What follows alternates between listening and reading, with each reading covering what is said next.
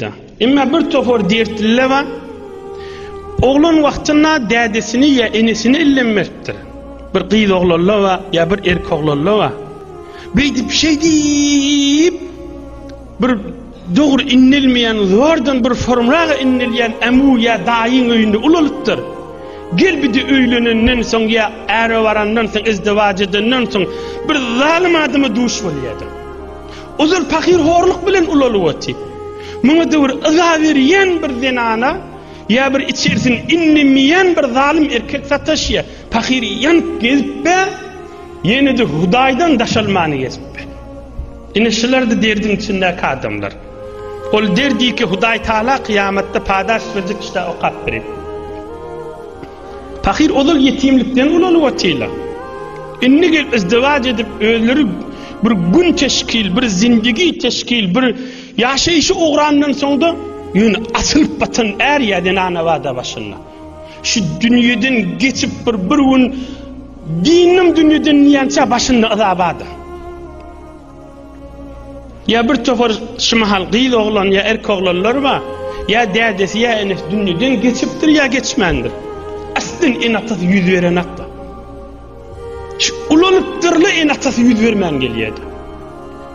Cemaat ne kıymış olan gülleri. Şu cemaat şuurun Hazreti Ebu Ubeyden hürmetine Allah'dan dileyez. Allah şolara kuvvet versin. Allah şolara kudret versin. Huday şolara sabr ve sekinet versin. Şolun yüreğin Allah giymesin. Onlar da bir tüysül dertliler. Şularda dinlen, şularda mesela sağlık diyen yağday yok. Ya bir yürek hoşluk yok. Şu dünyanın nığmatından. Ahirine çeli dinleyin. Sonra da eşittirin şuurunları, Huday eşittirilleri cennet versin.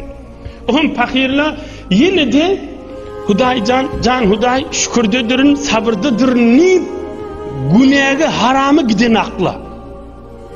Günah haramı giden akla. Tabirunne dünyadan geçecekli ve hem Mehmet'de geçecek. Bir adam asmanlık övürülse külli insanlığın yüreğini düşüyor cemaatte. Şu yüreği düşünden sonra onu küçültecek bulup yüreğini ağırtlayan adam şunu eşitsin, Huday etmesin.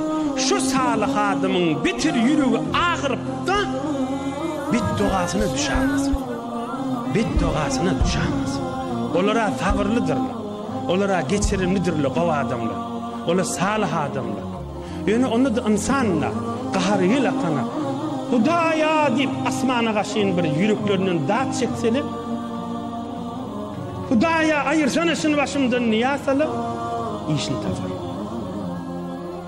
Bitir iyi de olur. Bitir yere kaçar. Bitir yere düşer.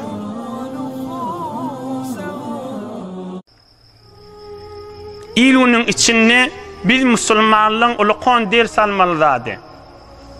Ey Guşilerin başına, kompüterlerin başına, telegramın başına oturmak yadında var yaş Müslüman oğlan.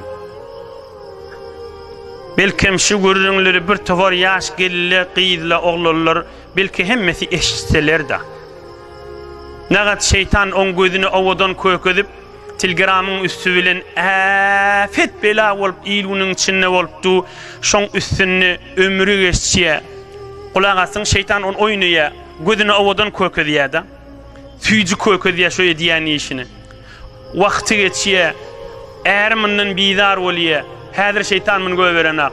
Zinanası mından bidar oluyor. İnnatası mından bidar oluyor. Hemkarlar mından bidar oluyor. Ova garası mından bidar oluyor.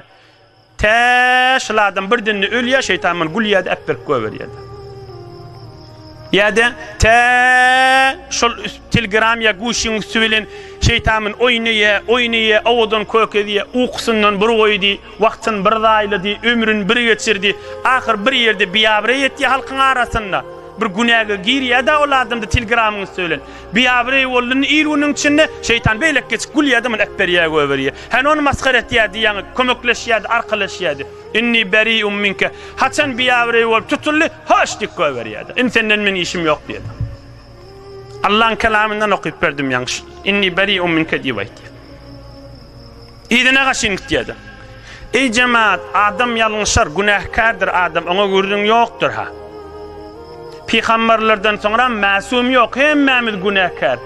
Görüňşi musulman özüni mydam tof etmeliler şeytana. Şeytanın oyunçası olmalılar. Halancırası ömrünü günahın idinine geçirtmeliler. Yoksa kim aytıp bilecek men günah etmerin dip? Kim aytıp bilecek men günahdan pak dip? Hiç kim aytıp bilmedi ahim. Her zadın bir midennesi var. Adam bir yanlışya giriye basımra kaçıp namasın normal. Tarafın yüzüne kalmanı. Basımra etbermen ber namasın ne olmalı. Şeytanın maskara et beylek kesip gülmeke. Allah'ın kaharına düşmeke. Ya şeytan malı ülen ağırlıya. Pulunken niye dersen? Oynaya pulunken. Oynaya. Ahir bir gün tesadüf et ya matur maşin şu günahsının üstüne. Tesadüf et ya yıkılıya. Şeytan hoş diye bidar men senin diye. Neyim deyip indi günaha yaran akla. Şunun için ekseren yaş oğluluklasın. Ekseren adam ya miriz olsa ya malı elinden gitse. Ya bir musibet yetişse, ya bir ölüm yetişse derru adam tövbe yadına düşýändir. Näme şeytan ondan derru hoş men senden bidar diýedi. Akser adam şoňugy bir tövbe yadına düşýärdi.